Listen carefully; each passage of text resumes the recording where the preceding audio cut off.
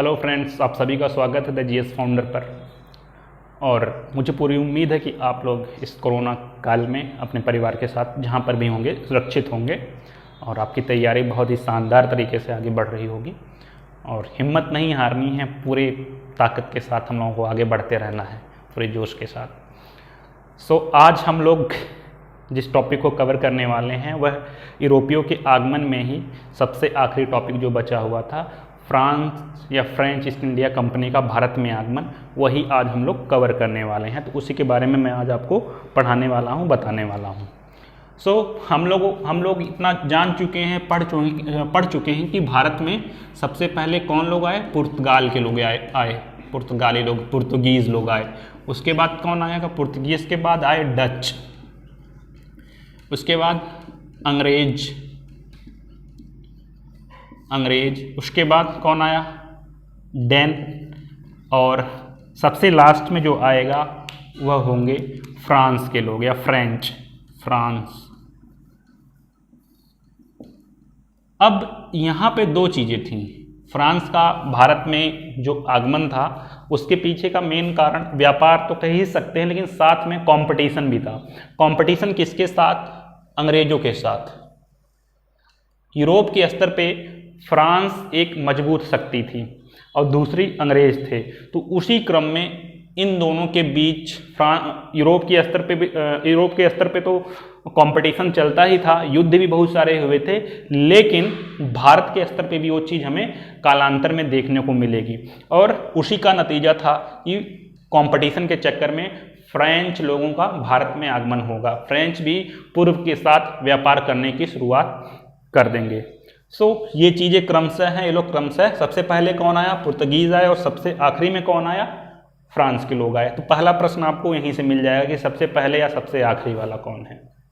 ठीक, अब आगे देखते हैं। अब शुरुआत करते हैं फ्रेंच ईस्ट इंडिया कंपनी के बारे में।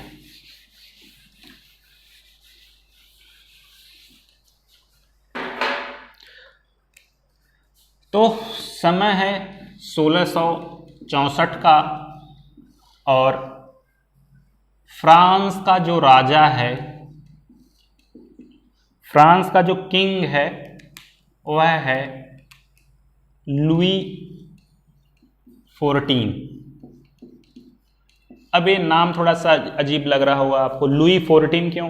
देखिए, फ्रांस के स्तर पे जो राजा बनते थे उनका अगर कोई उत्तराधिकारी आता था तो नाम तो उसका सेम रहता था, बट जो नंबर था वही बस बदलता था। तो Louis 1, Louis 2, Louis 3, Louis 4, Louis 5, Louis 6 करके वो चलता आया और 14 तक लास्ट में पहुंच गया था। तो इसी तरह से पर्टिकुलर किसी का नाम नहीं होता था, एक तरह से यही नाम वो लोग अपना लेते थे कि जैसे कि कोई किंग है और उसका कोई उत्तराधिकारी आया या उसका आगे चल के उसकी जनरेशन आगे बढ़ी और उसमें से अगर कोई राजा बना तो उसका नाम क्या हो जाता था? लुई 14 के बाद लुई 15, लुई 15 के बाद लुई 16। इस प्रकार से वह क्रम लगातार आगे बढ़ता रहा। तो 1664 का समय, फ्रांस में लुई 14 का शासन, और इनके एक मंत्री हैं जिनका नाम है कोलबर्ट। मंत्री कहिए, सलाहकार कहिए, whatever you want to say, सलाहकार। कोलबर्ट मंत्री और सलाहकार हैं। अब ये क्या करेंगे? कोलबर्ट लुई 14 को जाकर के बोलेंगे कि हमारी जो प्रतिद्वंदी हैं अंग्रेज, जो हमारे यूरोप के स्तर पे जो कॉम्पिटिटर हैं, जो कि लोग अंग्रेज लोग हैं, वह लोग पिछले 60-70 सालों से भारत के साथ व्यापार कर रहे हैं और इसमें उनको अच्छा खासा मुनाफा फ़ायदा हो रहा है। और उस फ़ायदों को देखते हुए हमको भी जो है कि पूर्व के साथ व्यापार करने की शुरुआत करनी चाहिए। और इसी क्रम में क्या होगा? फ्रेंच ईस्ट इंडिया कंपनी की FEIC स्थापना की जाएगी। फ्रेंच ईस्ट इंडिया कंपनी की इसी क्रम में स्थापना की जाएगी। किस लिए? पूर्व के साथ या भारत के साथ व्यापार करने के लिए। अब कंपनी का फॉर्मेशन हो चुका है, लेकिन उस कंपनी को भारत में आने में थोड़ा सा समय लग जाएगा। लेकिन इस फ्रेंच ईस्ट इंडिया कंपनी के साथ एक डिसएडवांटेज थी, ठीक, एक डिसएडवांटेज थी, और वह यह थी कि इसका जो कंट्रोल जो था ये बनी थी सरकारी खर्चे पे। इसका फॉर्मेशन सरकारी खर्च पे हुआ था और कंट्रोल भी किसके हाथ में था? सरकार के हाथ में ही था, यानी राजा के हाथ में ही था। अगर क्षेत्रीय स्तर पे अगर कंपनी आ गई है इंडिया में और इसको अगर कुछ डिसीजन लेना है तो सबसे पहले इसको क्या करना पड़ता था? किसी तरह से पहले राजा या मंत्री से सलाह लेनी पड़ती थी, उसके बाद ही जो है कि वह कोई डिसीजन भारत के स्तर पे ले सकती थी। इसका एक यही मेन डिसएडवांटेज था जिसका आगे चल करके इनको खामियाजा भी भुगतना पड़ेगा। FEIC का फॉर्मेशन हो चुका है, सरकारी खर्च पे हुआ है, लेकिन कुछ सलाह लेनी है तो भी उसको गवर्नमेंट से, राजा से ही क्या करना पड़ेगा? सलाह लेनी पड़ेगी। अब क्या हुआ? 1668 में भारत में प्रवेश होगा इनका, भारत में प्रवेश होगा और कंपनी के जो अधिकारी हैं, वायसरॉय है, गवर्नर है, जो भी कहिए, इनका नाम है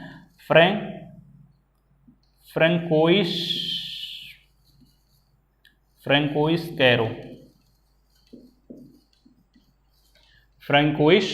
कैरो कंपनी के सबसे आला दर्जे के अधिकारी या सबसे महत्वपूर्ण अधिकारी यही हैं और इन्हीं के नेतृत्व में कंपनी का पहला फैक्ट्री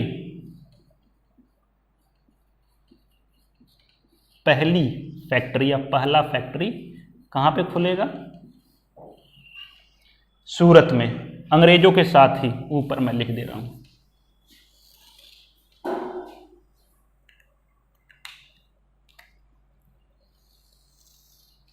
सूरत में। तो पहली फैक्ट्री कहां खुली? सूरत में, वही अंग्रेजों के साथ ही। यानी इतना कंपटीशन था कि पहली फैक्ट्री भी कहां खोले? सूरत में ही खोले, अंग्रेजों के साथ ही, अंग्रेजों के बगल में ही। ठीक, फैक्ट्री। और इस प्रकार से फैक्ट्री खुलने के साथ फ्रेंच लोगों का भी व्यापार भारत के साथ होने लगा। फैक्ट्री के बारे में मैंने अपने पिछली वीडियो में अच्छे से डिस्क्राइब किया हुआ है, तो अगर आप जानना चाहते हैं कि फैक्ट्री उस ज़माने की कैसी होती थी तो आप जा कर के मेरे पिछली वीडियो को देख सकते हैं और लाइक कीजिएगा, उसको शेयर कीजिएगा, सब्सक्राइब कीजिएगा अगर अच्छा लगे तो पहली फैक्ट्री कहाँ पे खुली? सूरत में। कब खुली? 1668 में। इसी के साथ व्यापार की शुरुआत हो गई थी और साथ में ही अब धीरे धीरे ये लोग क्या करेंगे, अब भारत के अन्य जगहों पे भी फैक्ट्री खोलना शुरू करेंगे। उसी क्रम में क्या होगा?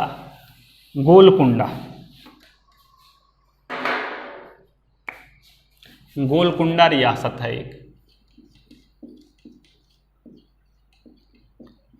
मैंने बताया था आपको पिछली वीडियो में कि जो बहमनी साम्राज्य था, गोलकुंडा उसी का पार्ट हुआ करता था। मैंने 5 राज्यों के बारे में बताया था, गोलकुंडा, बीदर, ब्राद, अहमदनगर और एक और था, उसको मिला करके टोटल 5 राज्य होते थे जिसको बहमनी साम्राज्य के नाम से जाना जाता था। इसको भी मैंने पिछली वीडियो में बताया है, आप इसको भी जाके देख सकते हैं। तो गोलकुंडा जो है यहाँ का सुल्तान है, ठीक है। और फ्रेंच लोग इससे अधिकार पत्र प्राप्त करने के बाद, यहाँ का एक सुल्तान है, उससे अधिकार पत्र प्राप्त करने के बाद यहाँ पे अपनी दूसरी फैक्ट्री मछलीपट्टनम में खोलेंगे। मछलीपट्टनम में खोलेंगे। गोलकुंडा रियासत है। जो मैं बता रहा हूँ, अगर आप इसी को देख करके मतलब नोट्स तैयार कर रहे हैं तो आप इसको वही ये फ्लो चार्ट डायग्राम के रूप में तैयार करते हुए चलिए, इसको पैराग्राफ के रूप में लिखते हुए मत चलिएगा, ठीक। और जब चार्ट के रूप में बनाए रहेंगे तो इन फ्यूचर अगर आपको कभी दिक्कत महसूस हो, समझ में ना आए, तो वीडियो भी आप ओपन करके देख सकते हैं आसानी से, तो आपको जो डाउट है वो क्लियर हो जाएगा। तो मछलीपट्टनम में सेकेंड या दूसरी फैक्ट्री खोली जाएगी। इस प्रकार से हम देखेंगे कि फ्रांसीसी लोग अब धीरे धीरे पूरे भारत में अपनी पकड़ बनाना शुरू कर देंगे। आगे क्या होगा? 1673 का समय है, ठीक। फ्रैंको मार्टिन हैं कंपनी के सर्वे सर्वा सबसे ऊंचे अधिकारी, और एक क्या करेंगे, दक्षिण भारत में एक जगह है वेलिकोंडपुरम, वेलिकोंडपुरम, वेलिकोंडपुरम दक्षिण भारत में ये पड़ता है। और वहाँ का सूबेदार कहाँ है? शेर खां लोदी, शेर खां लोदी। ये नाम याद करने की ज़रूरत नहीं है, बस ऐसे मैं बता दे रहा हूँ। तो फ्रैंको मार्टिन जो है ये क्या करेगा, वेलिकोंडपुरम के जो सरदार हैं शेर खां लोदी, उनसे जो है कि क्या करेगा, कुछ ग्राम प्राप्त करेगा, कुछ गांव लेगा, ठीक। कुछ हेल्प करने के बाद कुछ ग्राम प्राप्त करेगा उपहार स्वरूप।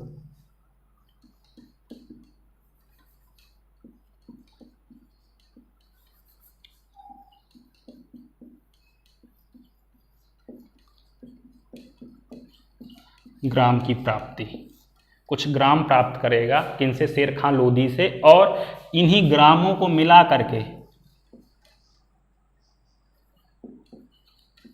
पांडिचेरी, पुद्दुचेरी जिसको बोलते हैं, पांडिचेरी जिसको बोलते हैं, उसका जो है कि क्या करेगा, उसका निर्माण करेगा, फॉर्मेशन करेगा, बनाएगा पांडिचेरी को, ठीक। और यहीं पे एक किला बनाएगा जिसको कहेंगे क्या, लुई फोर्ट,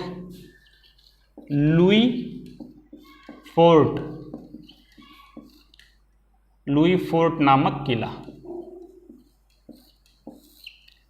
वही फोर्ट का मतलब किला, लास्ट वीडियो में मैंने बताया ही था आपको। तो लुई फोर्ट का फॉर्मेशन करेगा और एक नई जगह बनाएगा कुछ ग्राम को मिला करके, ठीक है, जिसको पांडिचेरी के नाम से जाना जाता है। तो इस प्रकार से फ्रैंकोइस कैरो की शुरुआत भारत के स्तर पे फ्रैंको मार्टिन की शुरुआत भारत के स्तर पे हो चुकी है। और धीरे धीरे ये लोग अब पूरब, पश्चिम, उत्तर, दक्षिण हर जगह जो है कि फ्रेंच ईस्ट इंडिया कंपनी की क्या कह सकते हैं, फैलाव चारों तरफ करने लगेंगे, ठीक। आगे चल करके यहाँ पे एक पॉइंट जानना ये भी जरूरी है। जो भारत का यह वाला पार्ट है, यह प्राचीन काल से ही बहुत इंपॉर्टेंट रहा है। इंपॉर्टेंट का मतलब वही बंगाल, बिहार एंड उड़ीसा, बंगाल, बिहार एंड उड़ीसा, ठीक। एक तो उपजाऊ क्षेत्र, ठीक। दूसरा नेचुरल संसाधन भी यहाँ पे बड़ी आसानी से मिल जाएंगे, ठीक है। तीसरा बंदरगाह भी हैं यहाँ पे। तो इन सारी चीज़ों की वजह से उपजाऊ इस वजह से कि गंगा का मैदान वाला क्षेत्र है, ठीक। और प्राकृतिक संसाधन भी यहाँ पे बड़ी अच्छी खासा मात्रा में उपलब्ध थे। तीसरा यह था कि समुद्री किनारा एरिया था। जो बंगाल जो था उस टाइम में, उसमें आज का बांग्लादेश भी शामिल था। तो अपने आप में एक भाई उड़ीसा का बंदरगाह यहाँ से लेकर के पूरा ये सारा एरिया बंदरगाह वाले क्षेत्र में ही तो आता था, यानी समुद्र के किनारे वाला क्षेत्र बंदरगाह उसको कंसिडर किया जा सकता है। तो इसी वजह से जितने भी लोग आए वहाँ से, यूरोप से, वह लोग टारगेट करना चाहते थे इस क्षेत्र को, ठीक है। और प्राचीन काल में भी अगर हम देखें तो जब अशोक ने सारा क्षेत्र जीत लिया था, भारत का मोस्ट ऑफ द क्षेत्र अशोक के कब्जे में आ गया था, तो एक ही क्षेत्र तो छूटा हुआ था जिसको कलिंग के नाम से जाना जाता है, कलिंग के नाम से, वर्तमान में उड़ीसा के नाम से जाना जाता है। तो अशोक को ये वाला क्षेत्र नहीं मिला था तो उसको बहुत अटपटा सा फील होता था, और उसी को जीतने के लिए 268 ईसा पूर्व में जो है कि अटैक करेगा अशोक कलिंग के ऊपर, और उसको भी जीत करके मगध एम्पायर में या इंडियन एम्पायर में, अपने एम्पायर में मिला लेगा, ठीक। तो वही चीज़ थी, क्योंकि इसका अपने आप में ही जो है कि इसकी सामरिक दृष्टिकोण से अपने आप में ये बहुत ज़्यादा महत्वपूर्ण स्थान था, और वही चीज़ बाद के भी समय में हमको देखने को मिलेगा।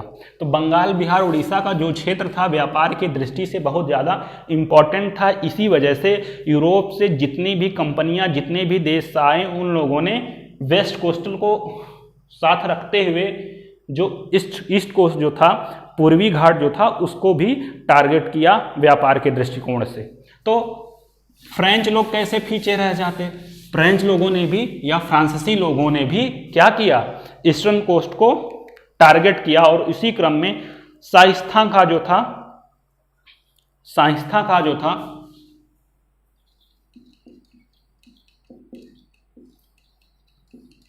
ये है बंगाल का शासक,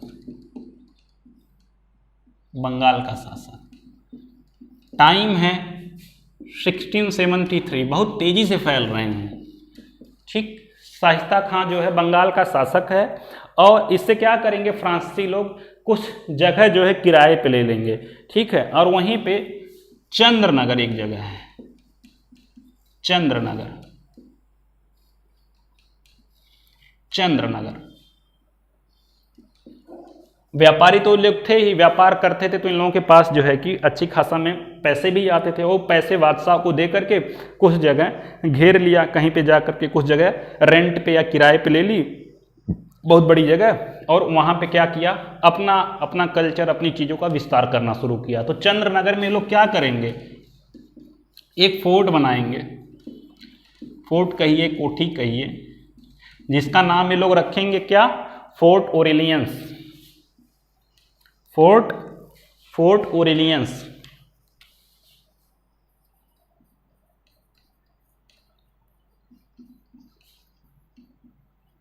सो फोर्ट ओरेलियंस का संबंध किससे है, तो फोर्ट ओरेलियन का संबंध है फ्रांस के लोगों के साथ,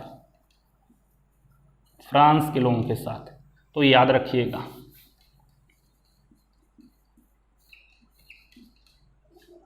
शाइस्ता खां बंगाल का शासक है, उससे चंद्रनगर किराए पे लेंगे और किराए पे लेने के बाद जो जगह मिलेगी वहाँ पे फोर्ट ओरेलियंस का निर्माण करेंगे। कब, 1673 में इसकी शुरुआत हो जाएगी। अब क्या होगा आगे देखते हैं। इसी तरह टाइम धीरे धीरे पास होता रहेगा और समय आ जाएगा कब, 1742 का,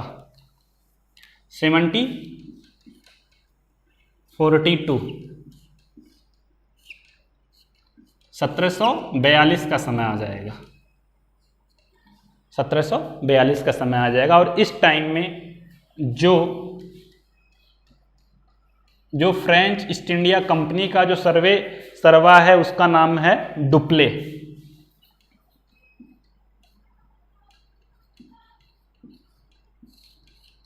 डुप्ले एक फ्रेंच ईस्ट इंडिया कंपनी का गवर्नर कहें, सरवा या गवर्नर कहो, जो भी कहो, है डुप्ले। बहुत ही माइंडेड व्यक्ति था, बहुत ही महत्वाकांक्षी व्यक्ति था।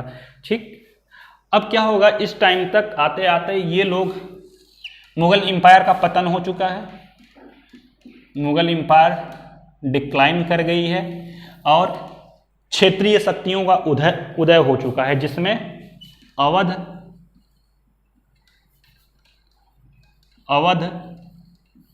हैदराबाद, मैसूर, बंगाल, ठीक है, इधर मराठा शक्ति है। इस टाइम में ये सबसे पावरफुल यही होती है। तो इस प्रकार से क्षेत्रीय शक्तियों का उदय हो चुका है और ये डुप्ले समझ गया है कि ये जो क्षेत्र हैं या ये जो शक्तियां हैं ये आपस में ही लड़ती हैं। ठीक है, और इन्हीं का फायदा उठा करके वो क्या करेगा कि इनके जो पर्सनल चीजें हैं, जैसे कि एक कहावत है कि दुश्मन का दुश्मन दोस्त होता है। ठीक है, तो अवध हैदराबाद का दुश्मन है, हैदराबाद मैसूर का दुश्मन है, या हैदराबाद मराठा का दुश्मन है, मराठा हैदराबाद का दुश्मन है, अवध बंगाल का दुश्मन है। ठीक है, दिल्ली अलग थलग पड़ गई है। ठीक है, जो मुगल सम्राट जो है अभी दिल्ली तक केंद्रित हैं, दिल्ली का जो बाउंड्री जो है वहाँ तक केंद्रित है, लेकिन आगे जब अंग्रेजों का शासन आएगा तो मुगल बादशाह बस किले तक ही सीमित रह जाएंगे। तो वही चीज़ है। सो दुश्मन का दुश्मन दोस्त होता है, उसी का फायदा डुप्ले उठा करके इनकी जो राजनीति होती है उसमें भी इंटरफेयर करना शुरू कर देगा, इसमें भी इंटरफेयर करना शुरू कर देगा। लेकिन जब ये डुप्ले ये ऐसा करेगा तो अंग्रेज भी क्या करेंगे, ऐसे ही राजनीति का, ऐसे ही कूटनीति का प्रयोग करना शुरू कर देंगे। अब जैसे मान लीजिए कहीं पे जो है फ्रेंच ईस्ट इंडिया कंपनी जो है हैदराबाद के साथ खड़ी होगी तो डुप्ले मैसूर के साथ खड़े हो जाएंगे, अंग्रेज मैसूर के साथ खड़े हो जाएंगे। ठीक है, तो अपने आप में ही यूरोप में लड़ ही रहे थे, इंडिया में भी आके लड़ना शुरू कर देंगे। ठीक है कि हमारा वर्चस्व शामिल हो, अंग्रेज सोचेंगे, और फ्रांस के लोग सोचेंगे हमारा वर्चस्व शामिल हो। और इसी क्रम में क्या होगा, 3 लड़ाइयाँ होंगी, 3 युद्ध होगा, जिसको कर्नाटक के युद्ध के नाम से जाना जाता है। कर्नाटक के युद्ध के नाम से जाना जाता है। ठीक, जो कि फ्रांसीसी और अंग्रेजों के बीच में हुआ था। और आखिरी में क्या होगा कि जो फ्रांसीसी लोग हैं इनको अंग्रेजों से हार का सामना करना पड़ेगा, और उसी के साथ इन लोगों का बोरिया बिस्तर जो है कि भारत के स्तर से बढ़ जाएगा। ठीक, या व्यापार करने तक के लिए ही सीमित रह जाएंगे, इसके ज़्यादा ये लोग कुछ नहीं कर सकते हैं। सो यह कुछ इंपॉर्टेंट पॉइंट है जो कि किससे संबंधित है, फ्रेंच ईस्ट इंडिया कंपनी से। सो मुझे पूरी उम्मीद है कि मैंने आपको समझा दिया होगा, और अगर आपको कुछ दिक्कत परेशानी है तो आप कमेंट में कमेंट कर सकते हैं, आप अपना प्रश्न रख सकते हैं। कुछ इंपॉर्टेंट चीज़ें हैं उसको भी नोट डाउन कर लीजिए, फैक्ट है वो। तो उसमें सबसे पहला है कलकत्ता के संस्थापक, कलकत्ता का संस्थापक, बंबई का संस्थापक, ठीक है, पांडिचेरी का संस्थापक, और जो है कि मद्रास,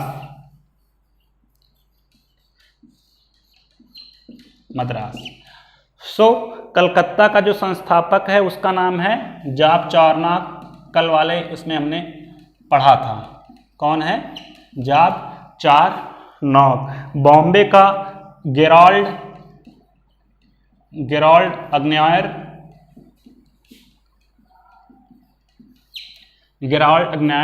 पांडिचेरी का अभी हम लोगों ने पढ़ा था, कौन था, फ्रैंको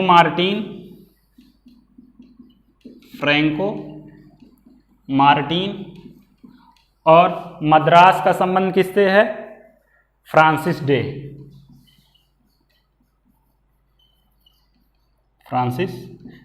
तो ये कुछ इंपॉर्टेंट फैक्ट है, अगर इसमें सबसे ज़्यादा इंपॉर्टेंट है ये पूछ सकता है और ये पूछ सकता है। सो आज का कार्यक्रम यहीं तक था। अगर आपको कुछ डाउट रहा हो वीडियो में तो आप लोग कमेंट करके नीचे हमसे पूछ सकते हैं, और जल्द ही मैं पॉलिटी का सिलेबस डिस्कस करने वाला हूं। आने वाली वीडियो में कल या परसों तक मैं जो है कि पॉलिटी का सिलेबस लेकर के आऊँगा और समझाऊंगा, बताऊंगा कि उसमें कौन कौन सा टॉपिक पॉलिटी में इम्पॉर्टेंट है। इनफैक्ट धीरे धीरे इसी तरह धीरे धीरे हम लोग हर एक सब्जेक्ट का जो इम्पॉर्टेंट टॉपिक है उसको डिस्कस करेंगे। सो आज का कार्यक्रम, आज की पढ़ाई हम लोगों की यहीं तक थी, और नेक्स्ट वीडियो में हम लोग फिर से मिलेंगे। सो जहाँ पे भी रहिए, पहली बात अपने आप को सुरक्षित रखिए और तन मन धन से पूरी पढ़ाई कीजिए, और मिलते हैं नेक्स्ट वीडियो में। तब तक के लिए जय हिंद, जय भारत।